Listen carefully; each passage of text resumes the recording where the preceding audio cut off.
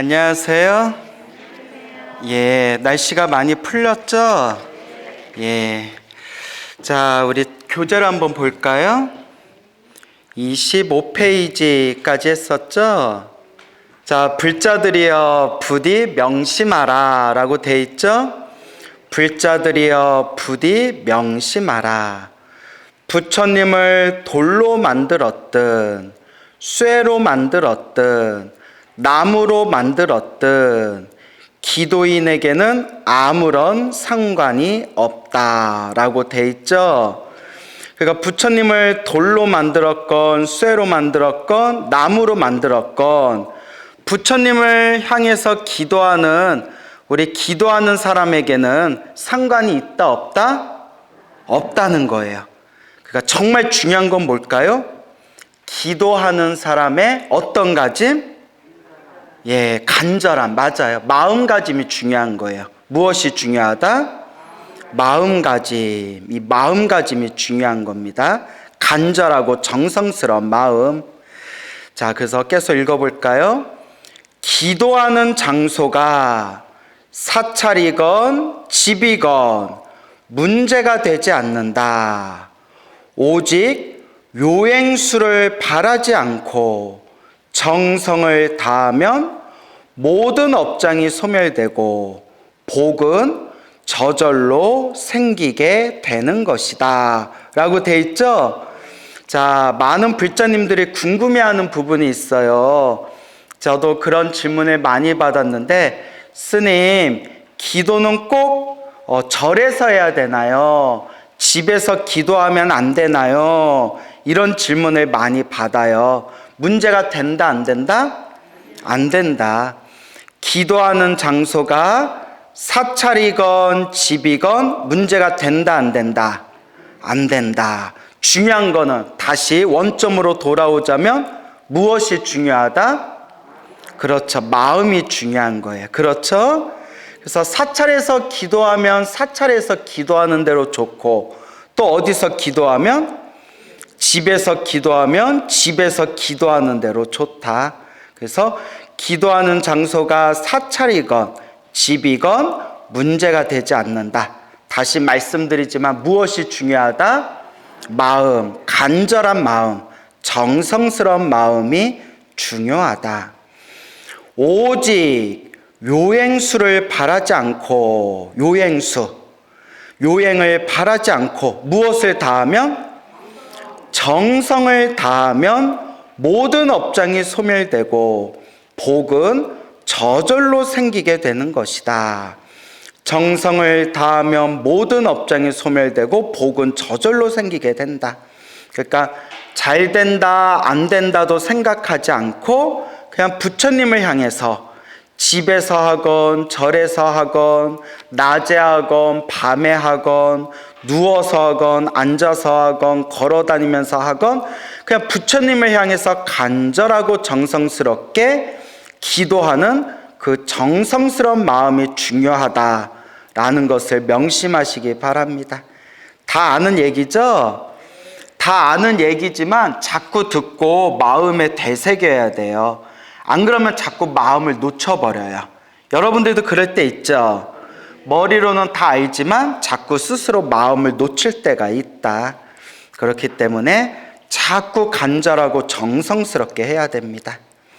그리고 들었던 내용도 자꾸 마음에 되새겨야 돼요. 여러분들 부처님의 말씀 경종 공부할 때 한 번만 듣고 한 번만 공부하고 말아요? 아니면 자꾸 되새겨요? 자꾸 되새기게 되죠. 그렇죠?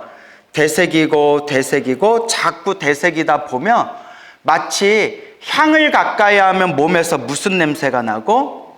향 냄새가 나고, 생선을 가까이 하면 생선 냄새가 나듯이 어떻게 된다?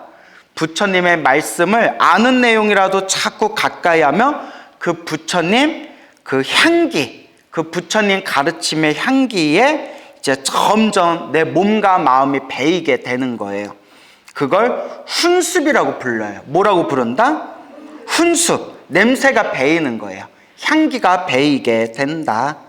그래서 우리가 아는 내용이라고 하더라도, 머릿속으로 다 이해했다 하더라도 마음으로 끊임없이 되새기고 되새기는 그런 마음의 자세가 필요합니다.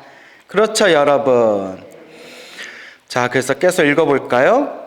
부디 요행수를 바라지 말고, 요행수를 바라지 말고 신심 있는 기도를 하라. 요행을 바라지 말아라. 신심, 불심, 간절하고 정성스럽게 기도를 하라.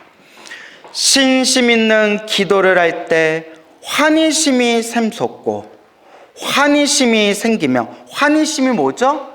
기뻐하는 마음.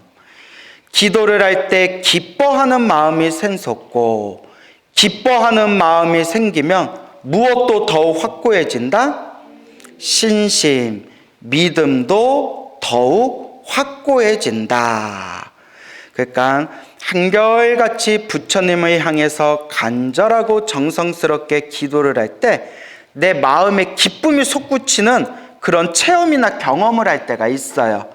그래서 우리가 기도를 많이 하시거나 수행정진을 많이 하신 분들이 정말 마음에서, 내면에서 말로 이루 헤아릴 수 없는 엄청난 그런 기쁨이 솟구칠 때가 있습니다. 여러분들도 경험해 본 적 있죠? 별로 없나 보네. 다 경험해 보셨죠? 한글로 치고 넘어갈게요. 자, 그래서 그런 기쁨을 느끼기 때문에, 그런 환희심, 환희의 맛을 보기 때문에 꾸준하게 수행할 수가 있는 거예요. 환희, 기쁨의 맛을 봤기 때문에 꾸준히 닦을 수가 있는 것이다. 아울러 환희심이 가득한 곳에는 괴로움이 있을 수 없고 언제나 기쁘고 즐겁고 평안함이 깃들게 되는 것이다 라고 돼 있죠? 예, 그래서 우리가 늘 기도하고 부처님의 이름을 부르고 또 수행하고 정진하면 정말 이 내면에 잔잔한 그런 기쁨이 차오르게 됩니다. 저도 염불하거나 기도하다 보면 그런 맛을 종종 느낄 때가 있거든요. 그런 맛을 느꼈기 때문에 계속 수행할 수가 있는 거예요. 그런 기쁨의 맛이 없으면 아이고 이거 지루해서 이걸 평생 어떻게 닦아요? 그렇죠. 그래서 자꾸 닦는 수밖에 없다, 꾸준히 닦는 수밖에 없다라는 말씀을 자주 드립니다. 자, 그럼 밑에 계속 읽어볼까요? 신심 있는 자력의 기도. 이 기도는 결코 어려운 것이 아니다. 기도는 어렵다, 어렵지 않다? 어렵지 않아요. 뭐 특별한 방법이 있는 게 아니에요. 무슨 기도를 해야 될지 모르겠어요 라는 분들은 그냥 관세음보살 하나만 불러도, 그냥 천수경만 읽어도, 그냥 법화경을 사경해도, 부처님을 생각하면서 절을 해도 그것만으로 이미 기도가 이루어지고 있는 거예요. 그러니까 기도를 이렇게 할까 저렇게 할까 저렇게 할까 이렇게 할까 이렇게 우리가 갈팡질팡할 필요가 없다. 그냥 지금 이 순간 한번 따라해 보세요. 나무아미타불, 관세음보살, 지장보살 하는 것만으로도 이미 무엇이 쌓이고 있다? 예, 이미 공덕이 쌓이고 있는 거예요. 여러분들이 염불 한번 한 그 순간만으로 이미 무엇이 쌓였다? 예, 공덕이 쌓였다라는 믿음을 갖추시기 바랍니다. 알겠죠? 단지 자기 능력에 맞추어서 일심지성으로 정신을 가다듬으면 되는 것이다. 누구 능력에 맞춰서? 자기 능력, 내 능력에 맞춰서 잘 되면 잘 되는 대로, 안 되면 안 되는 대로 일심으로 마음을 하나로 모아서 지극정성으로 정신을 가다듬어 그냥 염불하면 염불하고, 사경하면 사경하고, 다라니 하면 다라니 하고, 절을 하면 절을 하고 자기 능력에 맞춰서 자꾸 닦아나가면 되는 거예요. 그래서 스님, 제가 기도를 어떻게 해야 될지 모르겠어요. 어떻게 기도를 시작해야 될지 모르겠어요 하는 분들한테 늘 드리는 이야기가, 하루에 관세음보살 108번 부르는 것부터 시작해라 라는 말씀을 들어요. 몇 번 부르는 것부터? 108번. 관세음보살을 몇 번 부르는 거?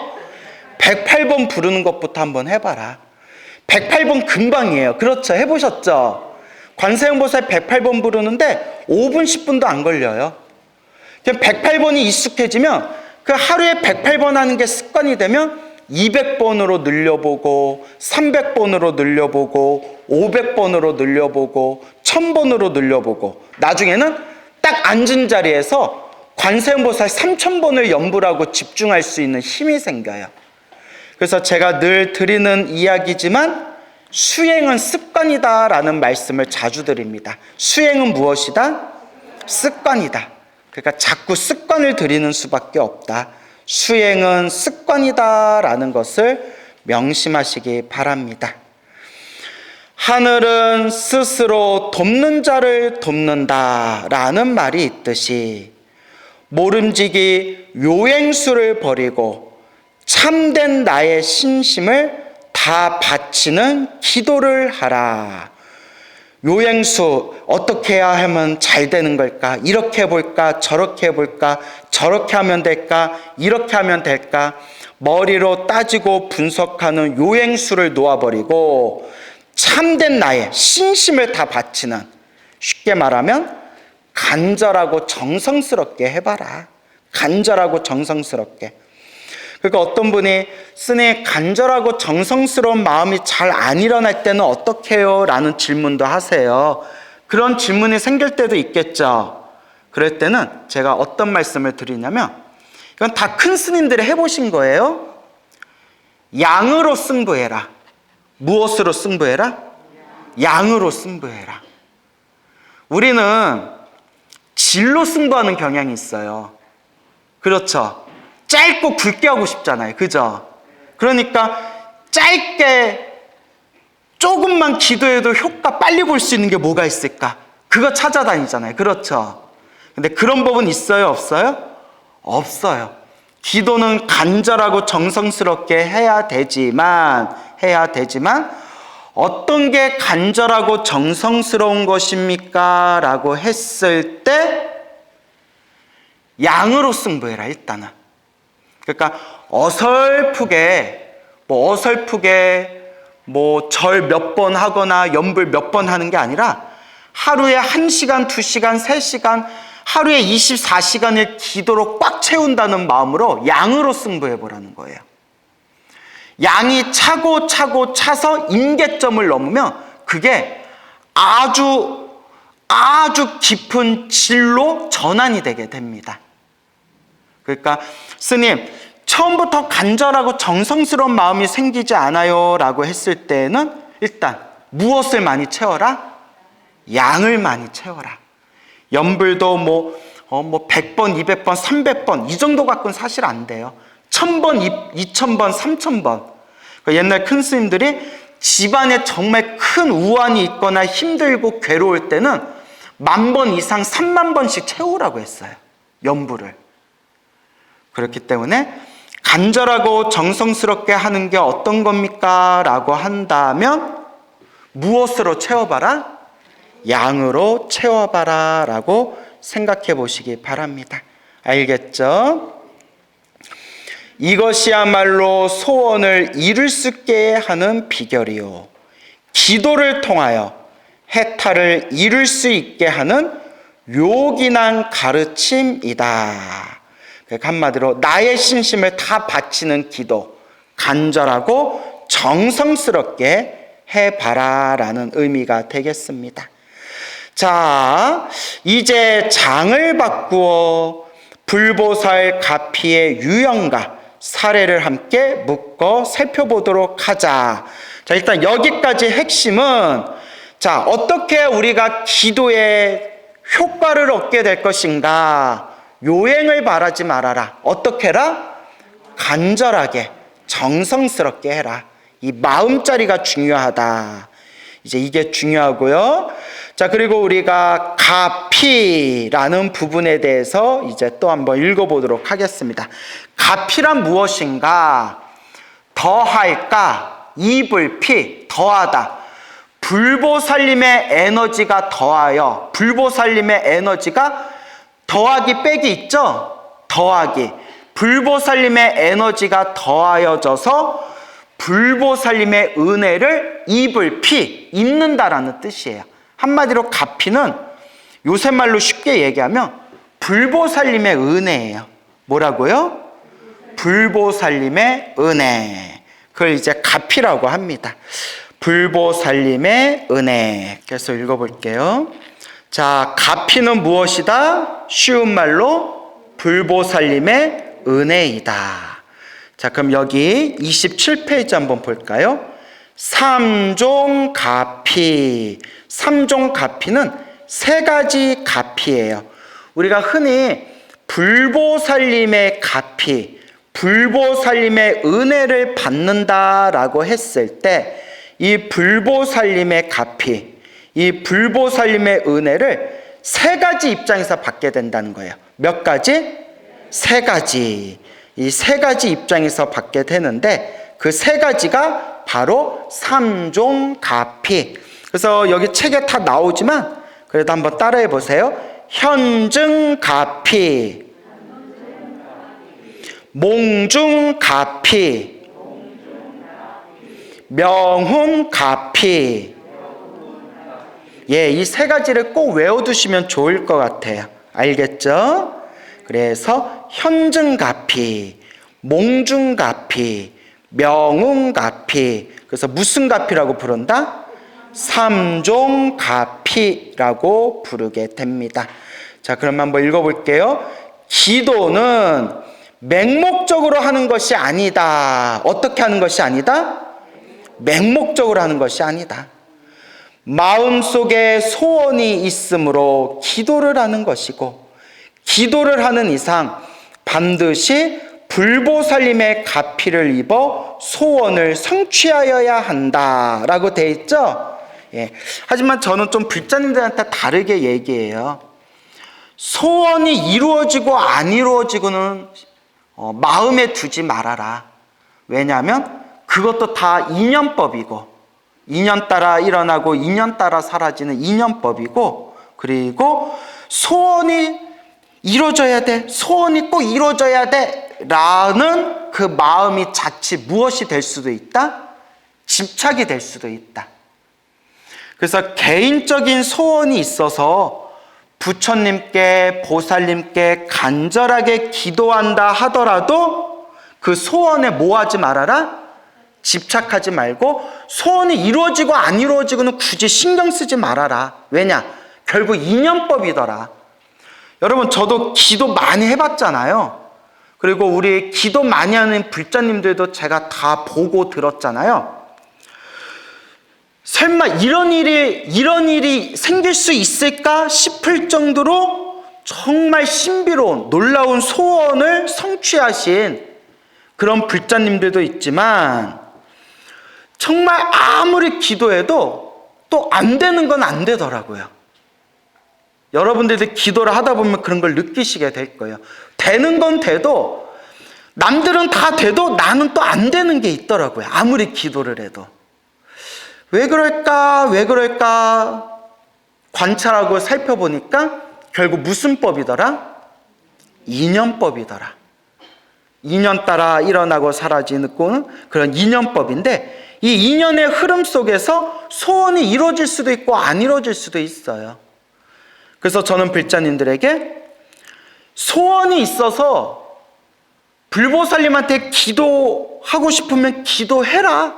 저도 제 개인적인 소원들이 있었는데 기도해가지고 굉장히 빨리, 굉장히 크게 가피를 받은 적이 여러 번 있었어요. 단, 기도를 하더라도 소원이 이루어지고 안 이루어지고는 그냥 어디에 맡겨버려라? 그렇죠. 인연법에 맡겨버려라. 인연법에 툭 하고 맡겨버려라. 그리고 꼭 명심해야 되는 것은 내가 이미 기도를 하는 것 그 자체만으로 부처님의 이름을 부르고 보살님의 이름을 부르고 부처님의 경전을 독송하고 부처님께 절을 한 번이라도 더 부처님께 절을 올린 것만으로도 소원이 이루어지든 안 이루어지든 이미 내 마음 창고에 무엇이 쌓이고 있구나? 공덕이 쌓이고 있구나. 그 믿음, 그 중심이 딱 서야 돼요. 소원이 이루어지고 안 이루어지고는 내 전생의 업보라든가 인연법이라든가 타고난 내 복, 이런 것들이 다 여러 가지 조건들이 결부되어 있는 거예요. 그렇기 때문에 소원이 이루어질 수도 있고 솔직히 안 이루어질 수도 있어요. 근데 만약에 소원이라는 거에만 너무 집착해버리면 소원을 이루기 위해서 열심히 기도하다가 내가 원하는 소원이 이루어지지 않는다고 부처님을 비방하고 괜히 절에 다녔네 후회하고 스님들 말씀이 다 뻥이고 거짓말이네, 그런 여러 부정적인 생각이 일어날 수 있고, 그 소원이라는 욕망이 집착이 생겨가지고 우리가 부처님의 가르침을 공부하는 게 사실 이 마음을 닦고 공덕을 닦기 위함인데, 연불보다 제밥이라고 내 마음 닦는 공부와 내 마음 닦는 공덕을 닦는 수행이 아니라 소원을 이루어졌으니까 내가 부처님 잘 모셔야지, 내 소원 안 들어졌으니까 나 이제 부처님을 본 척도 하지 말아야지, 이렇게 내 마음의 중심이 막 흔들려 버린다는 거예요. 이미 그런 마음가짐 속에 어떻게 진정한 부처님의 가피가 깃들겠어요. 이미 내 마음의 시작선부터가 이미 혼탁하게 더러움으로 물들어 있는데, 하지만 소원이 이루어지든 소원이 이루어지지 않든 이미 내가 부처님께 기도한 것만으로도 공덕이 쌓이고 있구나 라는 그런 믿음이 확고하게 중심에 잡혀 있으면 그 사람은 평생 자신의 마음을 닦아 나가는데 절대 그 흔들림이 적어지게 됩니다. 소원이 이루어지든 안 이루어지든 나는 묵묵하게 내가 지은 업장을 소멸해 가는 것이고, 묵묵하게 내 복과 선업과 공덕을 닦아 나가게 된다. 나머지 되고 안 되고는 다 무슨 법에 있을 뿐이다? 인연법에 있을 뿐이다 라는 걸 명심하셔야 됩니다. 알겠죠? 그래서 제가 다시 한번 말씀드리지만, 소원이 있어서 기도를 하는 것은 좋지만 그렇다고 그 소원에 너무 모아지는 말아라? 집착하지는 말아라. 소원이 이루어지든 안 이루어지든 내가 이미 기도하는 것만으로도 이미 무엇이 쌓이고 있다? 공덕이 쌓이고 있다 라는 것을 명심하시기 바랍니다. 알겠죠? 이거 아주 중요한 거예요. 그렇다면 불보살은 어떻게 가피를 보여주는 것일까? 불보살은 어떻게 가피를 보여주는 것일까? 아까 가피를 뭐라고 표현한다고 했어요? 쉬운 말로? 예, 그렇죠. 은혜. 불보살님의 은혜. 불보살님은 어떻게 가피를 보여주는 것일까? 부처님께서 이 세상에 출현한 이래 수많은 사람들이 기도를 하여 가피를 입은 사례들이 수없이 많죠? 그 수없이 많은 가피를 입은 사례들을 유형별로 나누면 크게 몇 종류로 분류될 수 있다? 3종류. 그래서 몇 종 가피? 3종 가피. 자, 그래서 아까 현증가피, 몽중가피, 명웅가피 3가지에 대해서 말씀드렸죠? 현실에서 바로 가피를 입어 소원이 성취되는 무슨 가피? 현증가피. 어디에서 바로 가피를 입어 소원이 성취돼요? 현실.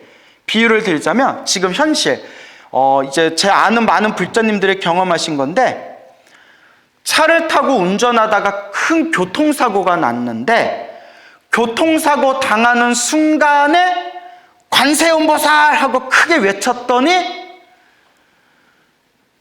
엄청나게 큰 사고였음에도 불구하고 몸이 크게 다친 것이 없더라.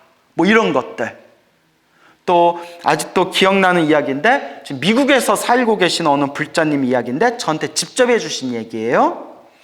젊었을 적에 설악산 봉정암에 올라갔다 그렇게 이제 내려온 적이 있었는데, 그 바위에서 발을 헛디뎌 가지고 밑에 그 짧은 절벽에 밑으로 떨어진 적이 있었대요. 밑으로 떨어질 때 딱 한 생각뿐이 들지 않았대요. 떨어지는 순간 뭐라고 외쳤을까요? 마음으로? 아버지? 관세음보살 하면서 절벽에서 뚝 떨어졌는데, 그때 막 헬리콥터 구급대가 막 날라오고 그랬대요.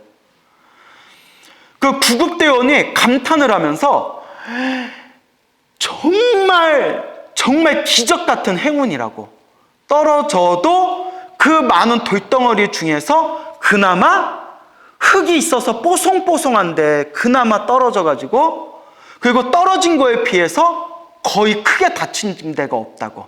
그래서 팔꿈치가 좀 부서진 거 말고는 몸이 멀쩡하더래요. 이런 현실 속에서 생생하게 체험하는 불보살님의 은혜, 그 가피를 무슨 가피라고 부른다?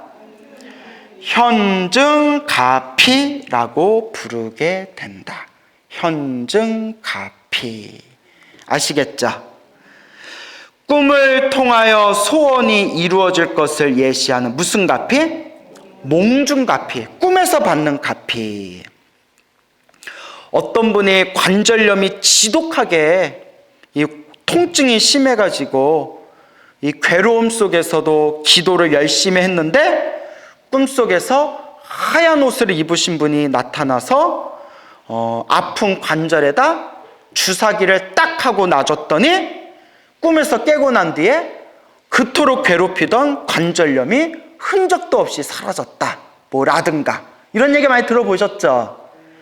그리고 또 항상 꿈자리가 뒤숭숭하고 막 우울증이라든가 환청 같은 게 들리신 분이 지장기도를 열심히 한 뒤에 꿈에서 수많은 사람들이 밥을 맛있게 먹고 고맙다고 인사하면서 수많은 사람들이 멀리 떠나는 꿈을 꾸고 난 뒤에 그 뒤로 꿈자리가 편안해지고 우울증도 많이 사라지고, 그리고 환청이라든가 그런 증세도 사라지게 되었다. 뭐 이런 가피가 바로 무슨 가피에 속하게 될까요? 몽중가피죠. 이와 같이 생생하게 체험하신 불자님들이 굉장히 많아요. 제가 지금 친분을 갖고 있는 불자님들 중에서도 정말 이와 같이 간절하고 정성스럽게 기도해서 꿈에서 생생하게 이와 같은 가피를 체험하신 분들이 많습니다. 물론 저도 제가 자신 있게 말할 수 있는 게, 저도 체험을 해봤어요. 저도 여러 번 체험을 해봤어요. 그러면서 느낀 게, 불보살님의 가피는 분명히 있다 없다. 불보살님의 가피는 분명히 있구나. 부처님 가피는 분명히 있구나라는 것을 그렇게 다시 한번 확인하게 됩니다. 세 번째, 무슨 가피? 명훈가피. 언제나 은근하게 보호를 받는 가피를 무슨 가피라고 한다? 명훈가피라고 부르게 된다. 은은하게 보호를 받는 가피, 명훈가피. 그래서 은은하게 보호를 받는 가피는 어떤 가피냐? 알게 모르게, 예를 들어서 어떤 사람이 기도를 열심히 하고 집에 오는 길에 넘어져서 다리가 부러졌어요. 기도를 열심히 했는데, 부처님이, 신장님들이 다리 부러지는 것 좀 도와주시지, 서운하다라는 마음이 생길 수 있잖아요. 근데 알고 봤더니 원래는 목이 부러질 만한 업보가 있었는데, 목이 부러지는 큰 업보가 있었는데 그나마 기도를 많이 했기 때문에 크게 받을 걸 작게 받아서 무엇이 부러지는 업보로 큰 업보를 소멸했다? 목이 부러지는 업보였는데 다리가 부러지는 업보로 크게 받을 업을 어떻게 받았다? 작게 받았다. 이런 것들이 무슨 가피에 들어간다? 명운가피에 들어가는 거예요. 그러니까 여러분들이 기도를 열심히 했는데도 서운한 일이 생기거나 안 좋은 일이 생기더라도 너무 서운해하거나 섭섭해하거나 내가 기도를 잘못한 것은 아닌가 이렇게 의심을 일으킬 필요가 있다 없다? 절대 없어요. 우리 눈엔 보이지 않지만 분명히 부처님께서 증명하신 말씀이에요. 아주 무거운 업보가 있는 사람이 연부를 하고 공덕을 닦는 그러한 좋은 인연의 힘으로 크게 받을 걸 어떻게 받게 된다? 작게 받게 된다 라고 부처님께서 분명히 말씀하셨습니다. 알겠죠? 그래서 이와 같이 현증가피, 몽중가피, 명흥가피. 그래서 무슨 가피라고 부른다? 삼종가피라고 부르게 된다. 이들 삼종가피 중 다급한 일을 당한 사람이 기도를 할 때에는 현증가피 또는 몽중가피를 입는 경우가 많고, 평소에 안락과 행복을 원하는 사람은 무슨 가피를 얻는 경우가 많다? 명운가피를 입어 평안한 삶을 영위하는 경우가 많다. 다 그런 건 아니지만 보통 다급한 일이 생기고 소원 성취를 하고자 할 때에는 현증가피나 몽중가피를 체험하는 경우가 많고, 그냥 크게 아쉬운 거 없이 일상에서 편안한 어떤 그런 편안하고 안정된 그런 삶을 바라는 사람들은 무슨 가피를 받는 경우가 많다? 명운가피를 받는 경우가 많다. 이렇게 이제 일타스님께서는 정리를 하셨네요. 그렇죠? 자, 그래서 현증가피에 대한 또 재미난 이야기가 나와요. 한번 읽어볼까요? 사람이 살다 보면 여러 가지 다급한 일이 생기기 마련이다. 사람이 살다 보면 여러 가지 다급한 일이 생기기 마련인데, 생각지도 않았던 다급한 일이 발생하였지만 내 마음대로도 할 수 없고 남의 도움도 받을 수 없다면 그 마음이 어떠하겠는가? 여러분들도 인생 살아가면서 다급하고 답답한 적 있었죠? 그럴 때 우리 마음이 어때요? 다급한 생각에 음식은커녕 잠도 제대로 이룰 수 없게 된다. 바로 이러한 때에 지극한 기도를 하면 느닷없이 좋은 일이 찾아들어 모든 어려움을 해결하게 된다. 이거는 자기가 맛을 봐야 돼요. 아, 내가 정말 힘들고 괴롭고 답답할 때 오직 부처님만 믿고 기도했더니 이와 같이 놀라운 가피가 있구나. 정말 부처님의 어떤 힘이 있구나. 정말 기도의 힘이 있구나. 이거는 누가 체험해야 된다? 본인이 체험해야 돼요. 그래서 제가 늘 불자님들께 말씀드리는 게, 불교는 지식의 종교가 아니라 무엇의 종교이다? 그렇죠. 체험의 종교이다. 아무도 대답 안 했으면 엎어버릴 뻔했어요. 내 귀가 따갑다고 얘기하는데 저 다 졸아요? 네? 자요? 제가 오늘 새벽 1시 반에 고속터미널에 왔어요. 새벽 1시 반에. 그래서 잠깐 자고 일어나서 아침에 BBS 불교방송 라디오 와서 녹음 방송 하나 하고, 마가스님하고 생방송, 보이는 라디오 생방송하고, 밥 먹고 또 막 밥 먹고 저 또 여기 한강 강변 1시간 딱 거느른 뒤에 커피 한 잔 마시고 저 지금 강의하는 거예요. 네. 아, 더럽게 힘들어요. 네, 어제 진주에 갔다가 그래요. 그러니까 여러분들 졸려요? 저는 졸려요, 솔직히. 빨리 집에 가고 싶어요. 자, 그래요. 웃자고 한 말이에요. 예. 자, 그래서 제가 거듭 말씀드리지만 불교는 지식의 종교가 아니라 무엇의 종교다? 체험의 종교다. 자기가 맛을 봐야 돼요. 자기가. 그래서 저는 아무리 사람들이 이러쿵 저러쿵 말한다 하더라도 이 기도와 부처님 가피에 100% 믿음이 있는 게 스스로 체험했기 때문이에요. 그리고 제가 이 불보살님의 가피에 대해서 더 믿음이 강해진 이유가 무엇이냐? 지금 우리 주변의 불자님들 중에서 실제로 기도하시고 염불하시고 복을 지으셔서 정말 엄청난 가피와 체험을 하신 분들을 실제로 만나고 대화하고 그분들의 이야기를 들으면서 부처님의 가피는 현재 진행형이구나. 부처님의 가피는 지금 이 순간에도 살아있구나라는 것을 생생하게 그렇게 느끼고 마음에 새겨지면서 제 믿음이 더 강해지는 걸 느낍니다. 근데 이거는 100번 말해줘도 안 돼요. 그래서 저의 찐팬이라고 자부하시는 많은 불자님들께서 처음에는 제가 이야기하는 기도가피에 대한 그런 수많은 불교설화라든가 그런 영험담을 믿지를 않았대요. 스님이 참 말은 잘한다 이렇게 생각을 했는데 당신들도 막 답답하고 힘든 일이 생길 때 나도 기도 한번 해볼까 하고 정말 한번 열심히 기도를 해봤는데 그 기도를 통해서 생생하게 살아있는 놀라운 체험들을 맛보고 난 뒤에 광우스님 말씀이 하나도 틀린 게 없었구나.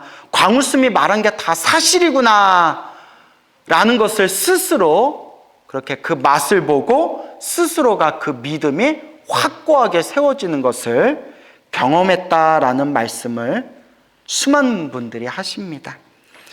여러분들도 알게 모르게 그런 어떤 맛을 보신 분들이 계시죠? 예. 있다고 칩시다. 예, 그래요. 뭐 아무도 대답이 없어가지고 심히 당황스럽지만, 예. 자, 그래서 바로 이러한 때에 지극한 기도를 하면 느닷없이 좋은 일이 찾아들어 모든 어려움을 해결하게 된다. 하지만 제가 꼭 당부드리고 싶은 얘기가 있어요. 기도를 열심히 했는데도 나쁜 일이 생기는 것은 꼭 명심하십시오. 기도 효과가 없는 것이 아니라 내가 기도를 잘못한 것이 아니라 크게 받을 걸 어떻게 받고 있는 거다? 크게 받을 걸 작게 받고 있는 것이다 라는 걸 명심하셔야 됩니다. 알겠습니까? 그러니까 좋은 일이 생기든 나쁜 일이 생기든 소원을 성취하든 소원을 성취하지 못하든 그런 것조차도 다 그냥 일어나고 사라지는 인연법에 다 맡겨버리고 그냥 내가 기도하는 이 순간 이미 내 마음 창고에 나를 행복으로 이끌어주는 공덕이 쌓이고 있다라는 마음으로 그냥 묵묵하게 닦고 닦아 나아갈 뿐입니다. 알겠죠? 이것이 바로 현증가피, 불보살님께서 현실에서 바로 자비를 나타내어 가피력을 증명해 보이는 현증가피인 것이다 라는 부분이 되겠습니다. 자, 계속해서 읽어보겠습니다. 현증가피의 실예가 되겠습니다. 나를 자주 찾아오는 신도 중 여기서 나는 누구겠어요? 광우스님? 예, 일타스님. 예, 일타스님이죠. 나를 일타스님을 자주 찾아오는 신도 중 일명 부장판사 보살이라는 분이 있다. 1970년대 초 남편이 부장판사를 지낼 무렵에 첫 인연을 맺었으므로 나는 그녀를 부장판사 보살이라 부르고 있다. 그녀에게는 경기여고 동창생이 반야행이라는 친구가 있었다. 뭐 학교까지 다 나와요. 반야행은 매우 불심이 깊었으며 동창생인 그녀에게 불교를 믿도록 하기 위해 일부러 나에게 데리고 온 것이다. 평생 어려움을 모르며 살았고 남편이 부장판사에 올라있는 그녀였으므로 처음부터 종교에 대한 관심이 없었다. 스님, 불교를 믿을까요? 다른 종교를 믿을까요? 마음대로 하시오. 성격 이상하죠? 스님한테 불교를 믿을까요? 다른 종교를 믿을까요? 뭐라고 해야 돼요? 마음대로 하시오. 이렇게 까불까불하면서 몇 차례 찾아오더니 하루는 힘이 쭉 빠진 모습으로 나타나 다급한 일을 하소연하는 것이었다. 저에게는 육군 소령으로 제대한 남동생이 있습니다. 저희 집안의 유일한 아들이지요. 그 동생이 제대 후 사업을 시작하려는데 미천이 모자란다며 돈을 빌려달라는 것이었습니다. 하여튼 돈이 웬수예요. 그죠? 이제 슬슬 돈 문제 때문에 이제 문제가 생길 것 같은 스멜이 느껴지죠? 우리 집안의 기둥인데 어떻게 하든지 성공해야지 하는 마음에서 있는 돈을 탈탈 긁어 빌려주었고 그 뒤에도 여러 차례 요구를 하여 남의 돈을 빌려서 주었습니다. 그런데 그 사업이란 게 애초부터 사기꾼의 꿰매 빠진 것이어서 돈을 몽땅 날려버리고 말았습니다. 돈을 몽땅 날렸대요. 빌려준 돈은 얼마나 됩니까? 제가 빌려준 돈은 고사하고 남에게 돌려 쓴 돈과 이자만 합하여도 500만 원이나 됩니다. 1970년대 초인 그 당시에는 500만 원이면 집 한 채를 능히 살 수 있는 많은 액수였으므로 1970년대 초면 짜장면이 얼마인가요? 500원? 1970년대 짜장면 드셨던 분 안 계세요? 다들 연배가 있어 보이는데. 네. 남편과 상의하여 해결할 것을 권하였다. 판사 부인은 펄쩍 뛰었다. 아이고 스님, 저희 남편은 다른 일에는 관대하지만 돈 문제에 대해서는 아주 엄합니다. 남편이 알면 저는 쫓겨납니다.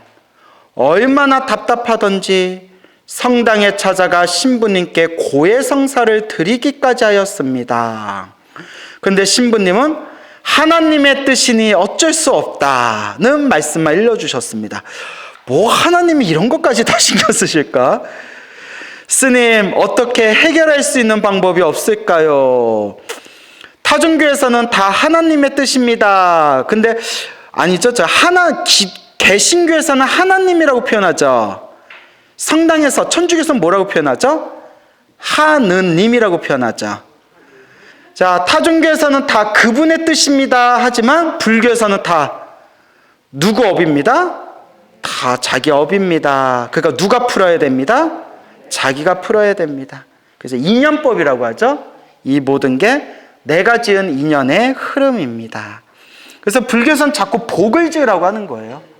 복이 많으면 그 인연의 흐름이 항상 좋은 쪽으로 흘러요. 항상 좋은 쪽으로 갑니다. 근데 우리가 박복하다고 하죠. 복 없는 사람들은 인연의 흐름이 자꾸 어떨까요? 자꾸 막히고 장애가 생기는 거예요. 막히고 장애가 생긴다. 그래서 좋은 일도 나쁜 일도 다 누가 지은 업의 인연이다? 다 내가 지은 업의 인연이고, 그래서 우리 부처님께서 늘 복을 지어라, 선업을 쌓아라, 공덕을 닦으라, 그리고 자신의 업의 인연을 자신이 잘 풀어나가야 된다라고 경전에서 누누이 말씀하시는 겁니다. 그러니까 여러분들도 참 풀어나가고 닦아나갈 게 참 많아요. 그죠? 어떻게 잘 풀고 있어요? 그래요. 역시 대답 없는 너네요. 뭐 알아서 잘 닦겠죠? 내 마음대로도 안 되고 남의 도움도 구할 수 없을 때에는 부처님이나 하나님한테 매달릴 수밖에. 스님, 방법을 일러주십시오. 어떻게 해야 합니까? 그럼 보살님이 사는 대구 삼덕동에는 관음사라는 절이 있습니다. 대구 삼덕동 혹시 가본 적 있나요? 없어요? 예, 저도 잘 모르겠네요.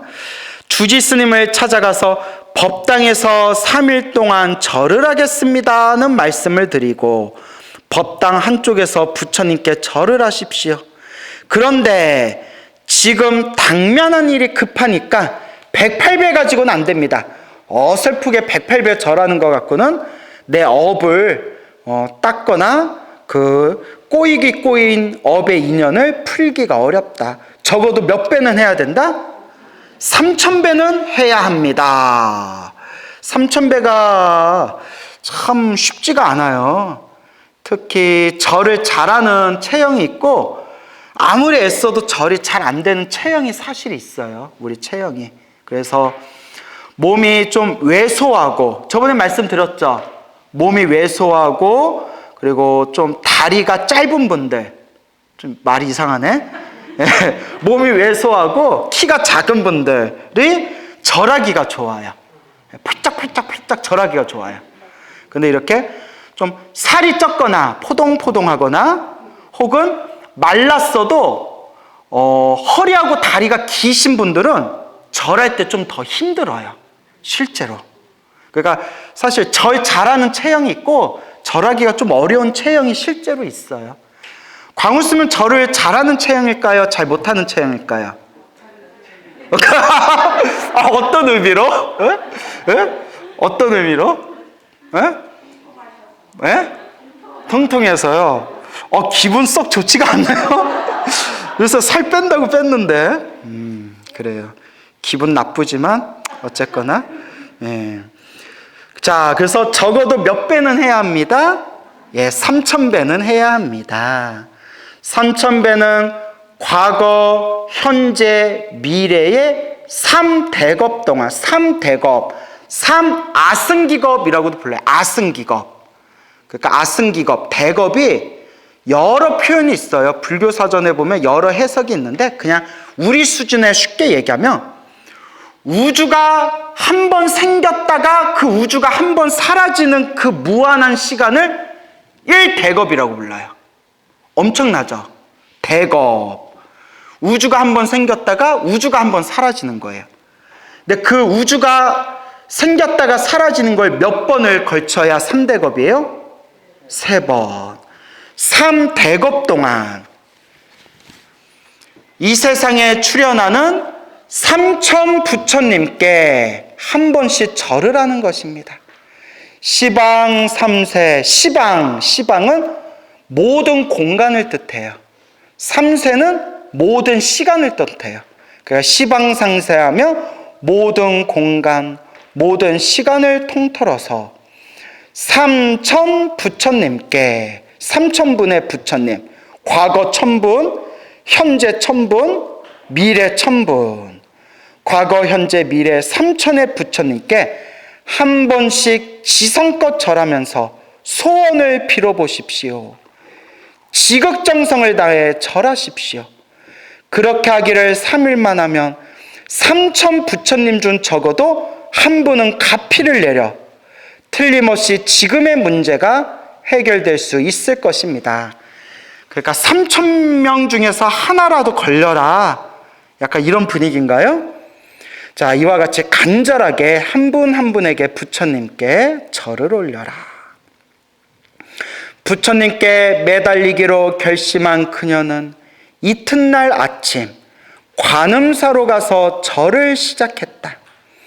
3000배가 힘들다는 말은 들었지만 한참 더운 여름이었으므로 더욱 힘이 들었다.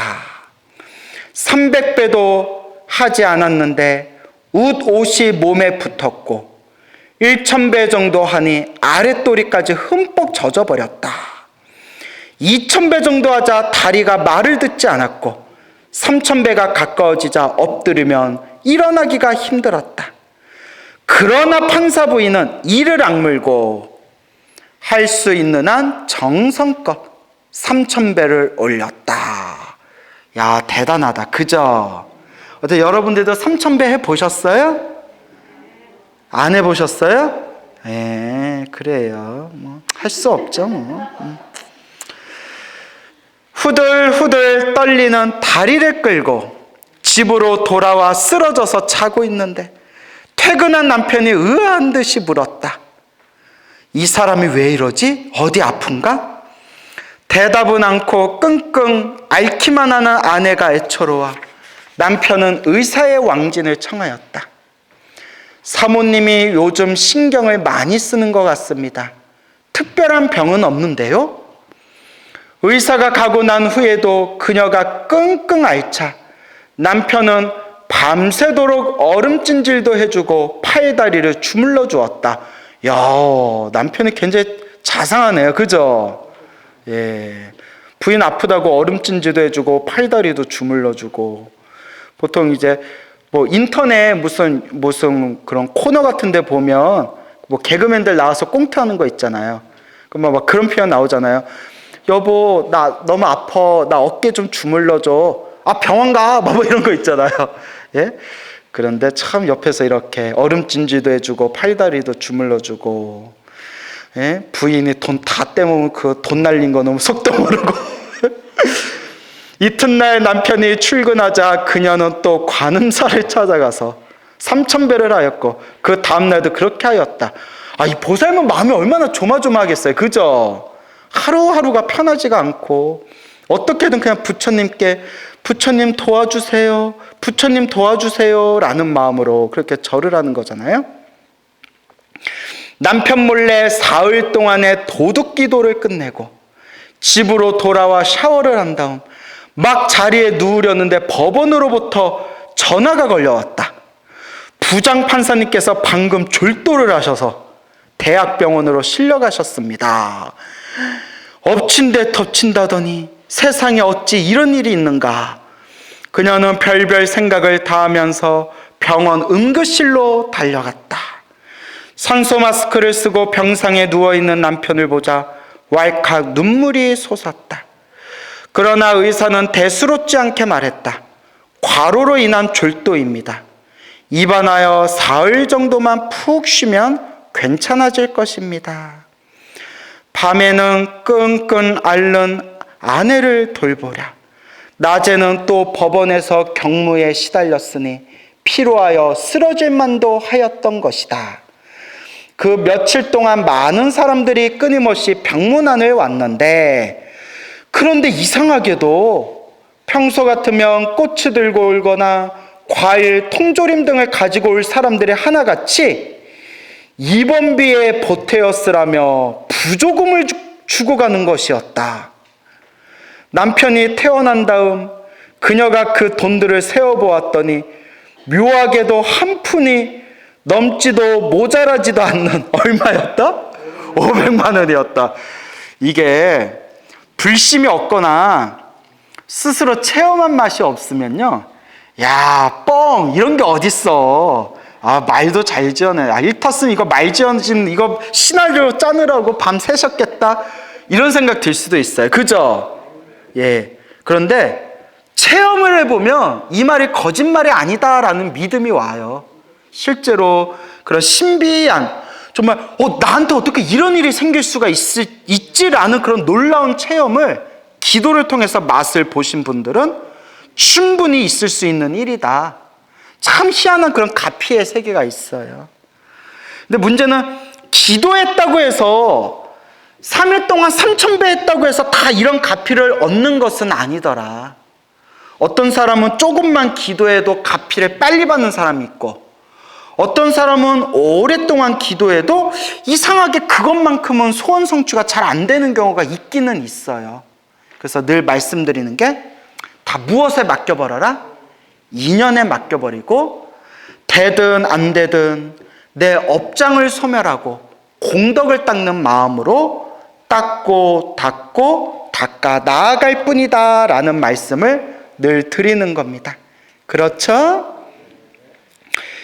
딱 넘지도 않고 모자리지도 않는 500만 원이었다. 이러니까 저도 또 생각나는 게 있는데, 제가 벌써 10여 년 전인가요? 벌써 그렇게 세월이 흘렀나? 근 10년 전까지는 안 되고 한 7, 8년 전, 8년 전? 와, 시간 진짜 손살같이 흐른다. 8년 전에 제가 송파 석청동에서 작은 포교당을 한 적이 있었어요. 포교당을 했었는데 신도가 많이 올 줄 알았는데 안 오더라고요. 그래서 막 매달 월세도 내야 되고 뭐 공과금도 내야 되고 유지비라는 게 있잖아요.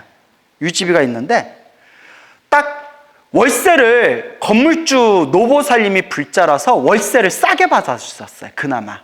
그래서 월세도 싸게 받으셨지만 이것저것 합치니까 한 달에 4, 500이 꼬박꼬박 나가더라고요. 한 달에 4, 500이. 저는 개인적으로 저를 위해서 쓰는 거 한 푼 없이 그냥 포교당 유지비로만 4, 500이 나가더라고요. 저도 그렇게 많이 나갈 줄 몰랐거든요. 사회생활을 안 해봐가지고 계산할 줄을 몰라서 그냥 돈 딱딱 계산하니까 뭐 대충 이 정도면 뭐 유지되겠지 했는데 생각지도 못한 게 계속 생기는 거예요. 여러분들도 그런 경험 있죠? 뭐 장사하고 사업하다 보면 내가 계산한 거하고 다르게 막 나갈 때가 있으시잖아요. 포교당도 그렇더라고요. 절에서 나갈 쓸 게 없는데도 이상하게 4, 500은 꼬박꼬박 나가는데 믿을 게 뭐밖에 없어요? 부처님밖에 없어요. 그때 제가 정말 부처님께 목탁이 부셔져라 간절하게 연부를 했거든요. 부처님, 나 이러다 뒤져요. 부처님 하면서 막 간절하게 매일매일 금강경을 독송하고 나무아미타불을 연부를 했는데 그때 아주 그냥 길몽, 좋은 꿈도 많이 꾸고 그때 몽중가피도 얻었는데 제가 말하고 싶은 거는 미친 듯이 목탁을 치니까 공과금 낼 때쯤이면 어디선가 돈이 들어와요. 정말 들어와요. 생생하게 체험을 했어요. 7, 8개월 동안. 그런데 애누리 없이 딱 그것만 들어와요. 조금만 더 들어와도 내가 숨통이 트이겠는데 조금만 더 들어와도 내가 조금이라도 바늘구멍만큼이라도 숨구멍이 트일 텐데 딱 뭐만큼만 들어오더라? 딱 운영할 만큼만 딱 들어와요. 야, 그거 좀 신기하더라고요. 그래서 정말 그냥 미친 듯이 부처님만 믿고 기도하니까 부처님이 살구멍은 만들어주시는구나. 살구멍은 만들어주시는구나라는 걸 그때 느꼈죠. 그래서 스님들이 그래요. 지금 광우 스님이 그래도 우리 한국 불교에서 젊은 스님들 중에서는 그래도 인지도가 높으니까 지금 포교당 지금 다시 시작해서 열심히 해보면 그때하고 또 다를 거다라고 했는데 그때 내가 학을 떼서 그런지 내 앞에서 이제 포교당 얘기하지 말라. 나 그냥 이렇게 법문하고 강의하면서 나 그냥 편하게 살 거라고. 예? 그러니까 그래요. 그래서 저 이렇게 제 입으로 얘기하기 뭐한데 어디 여기 지방이나 어디 막 이렇게 주지 소임 준다고 오라는 절들이 있었거든요. 내 앞에서 주지 얘기하지 말라고. 나 그냥 이렇게 법문하고 강의하면서 나 그냥 편하게 살다 갈 거라고. 그때 되게 학을 뗐나 봐요, 내가. 그러니까 뭐든지 첫걸음이 중요해요. 그렇죠, 여러분. 하지만 제가 얘기하고 싶은 거는 정말 힘들 때 기도하니까 정말 가피가 있더라. 그리고 그때 정말 금강경 기도하고 나무아미탑을 간절하게 목탁이 부셔져라 기도할 때 생생하게 꿈에서 그때 모시고 있는 법당 삼존불, 모시고 있는 포교당 법당에 모시고 있던 부처님 삼존분이 꿈에서 생생하게 막 형광등 100만 개를 킨 것 마냥 환하게 빛이 방광하는 꿈을 꿨어요. 환하게 빛이 뿜어져 나오는 꿈을 꿨거든요. 꿈에서 부처님 몸에서. 그리고 제가 그 소나무라는 그 방송이 완전 대박을 쳤어요. 그래서 그때 이 소나무라는 법문이 대박친 그 기운으로 제가 지금까지 이렇게 잘 먹고 잘 살잖아요. 그래서 내가 포교당 복은 없었고 이렇게 사람들에게 방송을 통해서 전국에 있는 불자들에게 부처님 좋은 말씀 전하는 복은 있었나 보구나. 그냥 이렇게 생각을 했죠. 그러니까 결론이 눈앞에 내 소원이 이루어진다 안 이루어진다 그런 것조차 생각하지 말고 그냥 부처님 믿고 기도하고 복을 짓고 그렇게 마음을 닦으면서 그렇게 한 걸음 한 걸음 걷다 보면 부처님 가피를 생생하게 체험하게 될 겁니다. 믿습니까, 여러분? 예, 그러니까 매일 기도하세요. 그래서 애누리 없이 딱 500만 원이 딱 생기니까 이에 용기를 얻은 그녀는 남편에게 모든 사실을 털어놓았고 불호령을 내릴 줄 알았던 남편은 의외로 순순히 허락을 하였다. 부처님께서 가피를 내린 것이 틀림없구먼. 그 돈으로 빚을 갚도록 하구려. 이야. 그녀는 동생 때문에 진 모든 빚을 갚았고 그날 이후 지금까지 아침마다 108배를 하는 것을 일과로 삼아 하루도 거르지 않고 행하는 철저한 불자가 되었다. 그리고 이 보살도 처음에는 까불까불 스님한테 불심도 없이 스님 제가 불교를 믿을까요? 다른 종교를 믿을까요? 예? 이렇게 까불까불 거리다가 정말 급한 일이 생기고 정말 힘들고 괴로운 일이 생겼을 때 뭐 믿을 게 부처님밖에 없잖아요. 종교의 힘밖에 없잖아요. 간절하게 그냥 부처님께 기도를 했고 그렇게 여러분 평소에 108배조차 안 해봤던 그런 여자가 연세가 있는 여자가 중년의 여자가 3000배를 3일 동안 쉬지 않고 기도했다고 해보세요. 얼마나 간절했겠어요. 얼마나 힘들고 간절했겠어요. 하지만 이와 같이 스스로 맛을 보고 스스로 체험을 했더니 어떤 불자가 되었다? 철저한 불자가 되었다. 결국 자기가 맛을 봐야 됩니다. 그렇죠, 여러분? 그래서 여러분들도 스스로 맛을 보는 불자가 되었으면 좋겠어요. 지식으로 따지는 불자가 아니라 물론 부처님 가르침에 대한 올바른 지식도 중요하지만 내 스스로가 마음의 체험을 하는 그런 불자가 되었으면 좋겠다라는 말씀을 드리고 싶습니다. 알겠죠? 이 부장판사 부인이 입은 가피가 바로 현증 가피로서 현실, 지금 이 순간에 증명되는 가피라는 거예요. 현증 가피로서 이러한 사례는 너무나 많다. 만약 다급한 일이 있다면 어찌 용맹스러운 기도 없이 해결을 보려고 할 것인가? 마땅히 다급한 일이 닥치면 힘 있는 기도, 간절한 기도, 믿음이 깃든 기도로서 불보살의 품 안으로 뛰어들어야 하리라 라고 돼 있죠? 그래서 또 이 내용을 보고 맞아, 기도해야 돼. 나도 오늘부터 기도 시작해야 되겠어. 근데 스님, 무슨 기도가 제일 좋아요? 또 이러면 제가 또 뭐 한다고 했어요? 예, 미치고 팔짝 뛰고 우리 관계 어떻게 된다? 또 어색해지는 거예요. 그래서 어떤 기도를 하든 부처님을 향한 모든 기도는 하나로 통한다고 했죠? 그래서 요 부장판사, 요 이야기의 주인공인 요 보살님은 무슨 기도로 효과를 봤어요? 3000배 기도로 효과 봤죠. 3000배 기도로 효과 받고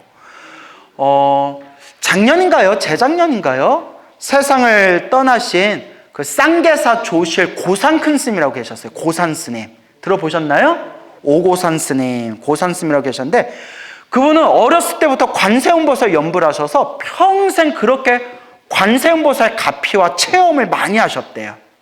그러니까 이분은 자기가 관세음보살로 큰 가피와 효험을 받기 때문에 신도들한테 항상 기도를 시킬 때 무슨 기도를 많이 시켰다? 관음 기도를 많이 시켰어요. 당신은 관세음보살 기도로 효과를 봤으니까. 그래서 이 고산 스님 법문에 보면 이런 내용이 나와요.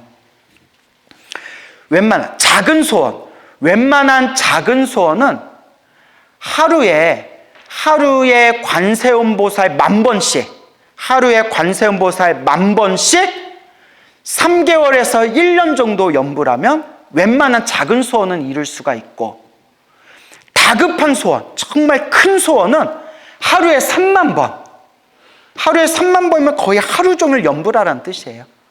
그래서 제가 말씀드렸죠. 양으로 승부해라. 쌤, 어떻게 해야 간절하고 어떻게 해야 정성스럽게 기도할 수 있습니까? 처음부터 간절한 마음이 나지 않으면 일단 무엇으로 승부해라? 양으로 승부해라.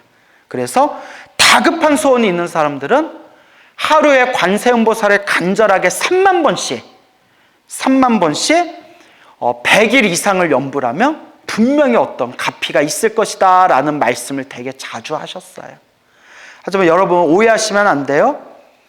매일 10,000번씩 30,000번씩 100일 기도를 했는데도 소원 성취가 되지 않았다 하더라도 멈춰서는 된다, 안 된다? 안 된다. 예. 소원이 이루어지고 안 이루어지고는 그냥 인연에 맡겨 놓으세요. 내 업장을 소멸하고 내가 이렇게 연불공덕을 지어 나가다 보면 결국 마지막에는 알게 모르게 좋은 에너지가 모이더라고요. 알게 모르게. 그래서 저도 늘 느끼는 게, 제가 과거에 부처님께 하염없이 기도하고 기도했던 그 에너지와 힘이 알게 모르게 제 등 뒤에서 딱 받쳐준다라는 느낌을 들 때가 있어요. 그래서 지금은 뭐 이렇게 맨날 쏘다니면서 법문하고 강의하러 다닌다고 해서 기도에 집중하는 시간이 옛날보다는 많이 줄어든 감이 없지 않아 있지만, 그래도 저도 틈틈이 항상 연불하고 늘 기도를 그래도 마음에 조금이라도 더 챙기려고 노력은 하거든요. 그러니까 되든 안 되든, 좋은 일이 일어나든 나쁜 일이 일어나든 흔들리지 말고 그냥 닦아 나아갈 뿐이다 라는 것을 명심하시기 바랍니다. 알겠죠? 그래서 현증 가피. 여러분들은 요새 무슨 기도를 하고 계시나요? 요새 어떤 기도 많이 하고 계세요? 관음경?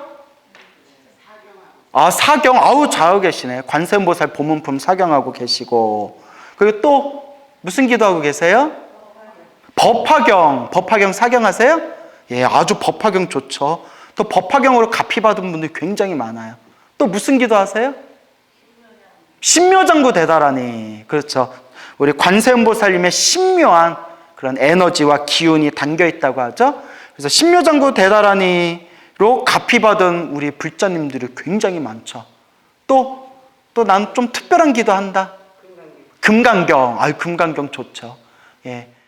몽중 가피. 그래요. 꿈은 우리 생활의 그림자요, 마음의 그림자이다. 그러므로 불보살님께 지극한 마음으로 소원을 빌면 낮에 먹은 마음이 그대로 연장되어 밤의 꿈 가운데 나타난다. 이것이 몽중가피이다. 조금 더 구체적으로 이야기해보자. 소망이 꼭 이룩되게 해주십사 하고 지극하게 관세음보살을 부르면 관세음보살이 나타나서 그 사람의 소망에 부응하는 편지 한 장을 주거나 약을 주거나 차를 한 잔 주는 꿈을 꾸게 된다. 이와 같은 꿈을 꾸면 자기의 소망은 그대로 성취되는데 이를 일러 관세음보살의 몽중가피라고 한다. 곧 꿈속에서 받는 통지서는 합격 통지서요. 차를 한 잔 받아 마시거나 약 하나를 얻어 먹으며 몸이 좋아진다는 징조이다. 꿈 가운데 열쇠를 하나 받으면 이튿날 돈이 들어오기도 한다. 와, 대박. 그래서 여기 보세요. 꿈속에서 받는 통지서는 합격 통지서요 라고 돼 있죠. 차를 한 잔 받아 마시거나 약 하나를 얻어 먹으면 몸이 좋아진다. 꿈 가운데 열쇠를 하나 받으면 이튿날 돈이 들어오기도 한다. 이런 내용 있죠. 어떤 거사님이 계시는데 그 거사님께서 매일매일 1000배를, 천일기도 매일매일 직장 생활하면서 그렇게 1000배를 기도했대요. 매일.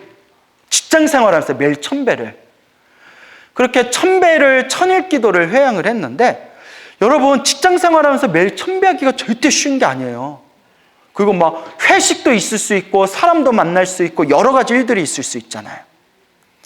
그렇게 1000배 기도를 하다가 중간에 엄청나게 몸이 아팠대요. 너무 몸이 아파가지고 나 병원 응급실에 가야 되겠다는 말이 저절로 입 밖으로 그 소리가 나올 정도로 몸이 너무 아팠는데도 그날 끝까지 1000배를 했대요. 대단하죠? 우리 같으면 쉬었을 것 같은데. 그렇게 1000배를 하고 완전 지쳐서 나가 떨어졌는데 꿈에 큰 스님이 나타나서 큰 스님이 이렇게 부르더래요. 갔더니 차를 한 잔 딱 주더래요. 닭에 차를 한 잔 줘서 차를 시원하게 한 잔을 딱 마시고 눈에서 딱 떴더니 한바탕 꿈이잖아요. 큰 스님께 차 한 잔 마시는 꿈을 꾼 뒤에 눈에 딱 뜨니까 몸이 어떻더라? 온몸에 아픈 게 싹 사라져서 너무나 몸이 상쾌하고 개운하더래요. 그리고 그 힘으로 1000배 천일기도 마지막까지 잘 마치고, 그게 약 10여 년 전 일인데 그 뒤로 지금까지 한 번도 크게 아파 본 적이 없대요. 이런 게 바로 몽중갑이죠. 근데 또 비슷한 얘기가 있어요. 제 선배 스님이 직접 경험하신 건데, 한참 선배 스님이신데 이제 출가하셔가지고 초창기에 한참 열심히 기도를 하셨대요. 정말 열심히 기도를 하실 때 꿈에 해인사 성철 스님이 나타나셨대요. 성철 스님 들어보셨죠? 해인사 큰 스님이셨던 성철 스님이 나타나더니, 자, 선물이다, 이거 먹어라 하면서 산삼 있죠? 삼을 이렇게 주시더래요. 그거 먹어야 돼요, 안 먹어야 돼요? 먹어야 되는데, 그 기도하던 스님이 성철 스님한테 이렇게 얘기했대요. 저 몸에 열이 많아서 삼 안 맞아요. 이랬대요. 됐어요. 나 삼 안 좋아해요. 받아라. 나 삼 체질 안 맞아요. 해서 잠에서 딱 깼대요. 꿈이 너무 생생해서 큰 스님께 말씀드렸더니 큰 스님이 막 역정을 내면서, 이놈아, 그걸 받아 먹어야지. 복이 없으니까 저도 못 먹냐. 그렇게 이제 또 아쉬워하시더래요. 자, 그런 얘기들이 많아요. 그런 얘기들이 많고, 또 이제 저랑 친하게 지냈던 젊은 청년 불자가 있었는데, 업이 엄청 두꺼웠어요. 정말 지독하게 업이 두꺼웠는데 간절하게 지장보살을 연부를 해가지고 정말 자신의 업을 바꾼 사람이에요. 정말 제가 기도를 해서 사람이 이렇게 더 좋은 쪽으로 변할 수가 있구나라고 자신 있게 불자님들에게 말하는 그런 표준 중에 하나거든요. 왜냐면 나는 그 사람이 기도하기 전에 굉장히 심각하게 나빴던 모습을 봤기 때문에, 기도를 몇 년 동안 꾸준히 제대로 기도하니까 사람이 이렇게 긍정적으로 변하는구나 라는 걸 느꼈던 불자가 있었는데, 그 불자한테 제가 지장경을 선물로 주면서 지장기도 열심히 하라고 하면서 꿈에서 지장보살이 환하게 보일 때까지 기도해라 그랬어요. 몽중갑이죠. 꿈에서 지장보살이 환하게 보일 때까지 기도해라. 그래서 열심히 기도했는데 저게 지장보살이 보이더래요. 멀리서 얼핏 뒷모습이. 저 혹시 꿈에서 지장보살이 했더니 쳐다보면서 나 지장보살 아니에요. 지장보살 아니에요 이러더래요. 그래서 지장보살이 맞잖아요. 얼굴 좀 보여주세요 하니까 지장보살이 얼굴을 휙 가리면서 나 지장보살 아니에요 하고 이렇게 도망가시더래요. 그래서 제가 뭐라고 했냐면, 네가 아직 업이 두꺼워서 지장보살 얼굴을 못 본 거다. 하지만 정말 대단하다. 뭐는 보지 않았냐? 발 뒤꿈치는 보지 않았냐? 정말 대단하다. 그렇게 칭찬을 해줬는데, 또 몇 개월 후에 더 열심히 기도해서 또 생생한 꿈을 꿨는데, 길을 가는데 어느 할아버지가 오시더니 이렇게 선물을 주시더래요. 학생, 젊은이, 이거 받아, 선물이야 하고 할아버지가 선물을 주시더래요. 그래서 이 사람이 저 선물 필요 없어요, 괜찮아요 하고 필요 없어요 하니까 할아버지가 웃으면서 후회할 텐데 이러더래요. 아, 후회 안 해요. 아, 괜찮아요. 신경 쓰지 마세요. 하고 휙 하고 가는데 꿈속에서 광우스님 법문이 떠오르더래요. 꿈속에서. 광우스님이 꿈에서 누가 선물 주면 받으라고 했는데 라는 게 꿈속에서 생각이 났대요. 그래서 뒤돌아서 할아버지를 다시 불렀대요. 할아버지, 그거 선물 저 다시 주세요 하니까 할아버지가 활짝 웃으면서 싫은데? 하면서 지장보살로 변해가지고 허공으로 사라지시더래요. 그 선물 못 받았다고 그렇게 아쉬워해가지고 제가 막 칭찬하면서 네가 아직 복이 부족해서 무엇을 받지는 못했지만 선물은 받지 못했지만 무엇은 결국 받다? 얼굴은 보지 않았냐 결국. 할아버지가 지장보살로 변해서 허공으로 싹 사라지는 거 받지 않았냐.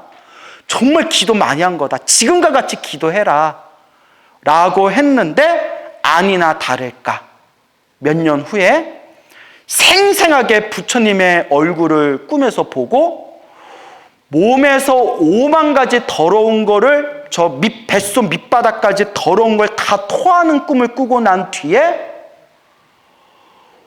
머리가 저 맑은 가을 하늘처럼 머리가 시원하고 맑고 깨끗해지면서 그동안 있었던 우울증이 싹 사라지는 체험을 하게 됩니다.